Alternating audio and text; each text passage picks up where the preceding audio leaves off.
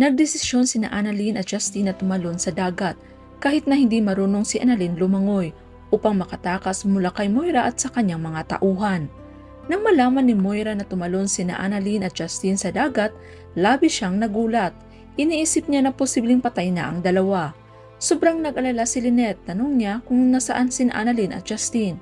At dito nga masayang ibinalita ni Moira na patay na ang dalawa dahil sa pagtalon sa dagat.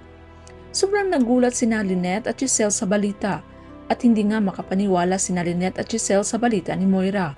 At nagbanta ito kay Moira na kapag meron daw mangyaring masama kina Annalyn at Justine ay hindi daw sila magdalawang isip na patayin si Moira. Samantala, sina Doc Ray at Doc Kitty ay may naisip na gawin.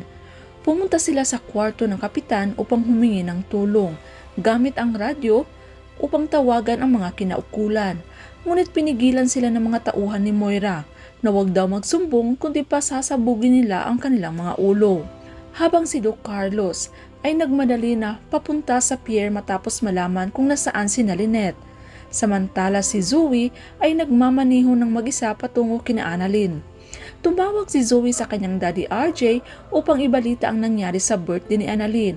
Pero sa kasamaang palad, hindi na niya nakausap pa ang kanyang daddy RJ dahil nga hindi niya napansin na mabubunggo ang kanyang sasakyan. Mukhang mauudot pa si Carlos sa pagpunta kina Lynette. Sino kaya ang una niyang puntahan? Si Lynette na nasa kamay ni Moira o si Zoe na nasa binggit ng kamatayan? Kung isa ka sa nangangarap na sana makaligtas si Lynette at ang kanyang mga kasamahan sa mga kamay ni Moira, ay paki-like at subscribe sa ating channel. Thanks for watching. See you on my next video.